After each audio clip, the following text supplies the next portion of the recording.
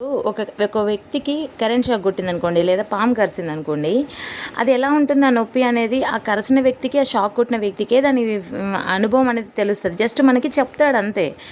ఎట్లా చెప్తాడు? ఇట్లా నొప్పుంది, ఇట్లా చేస్తుంది అనిపిస్తది. కానీ రియల్‌గా అనుభూతి మనం చెందాం గదా! అనుభవించే వ్యక్తికి అర్థమైతది. దేవుడు గూడా చాలామంది దైవజనులకి పరలోక మర్మాలు బయలుపరిచాడు. ఆయన మరి మీకే బయలుపరిచాడు కాబట్టి అసలు లేవని నమ్ముతామా? మనకు చూయించట్లేడు గాబట్టి. కానీ మనకు చూపించాలి అంటే మనం గూడా వాళ్ళలాగా మనం ఒప్పుకోవాలి. ప్రతి ఒక్కడు నరుడు పాపం చేస్తేనే పుట్టాడు కాబట్టి దేవుడే అన్నాడు. ఈ భూమి మీద ఏ ఒక్కడు కూడా పరిశుద్ధుడు లేడు నేను తప్ప.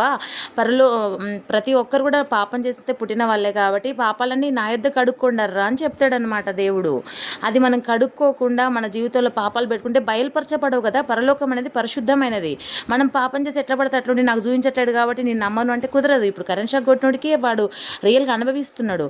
కాబట్టి వాడు ఎదుటి వ్యక్తి చెప్పినప్పుడు ఆ షాక్ మనం తింటేనే మనకు అర్థమవుతుంది. మనం కూడా పరలోక మర్మాలు చూడాలంటే ఫస్ట్ మనం ఏం చేయాలి? మోకాళ్ళేసి సమయం ఇవ్వాలి దేవుడికి.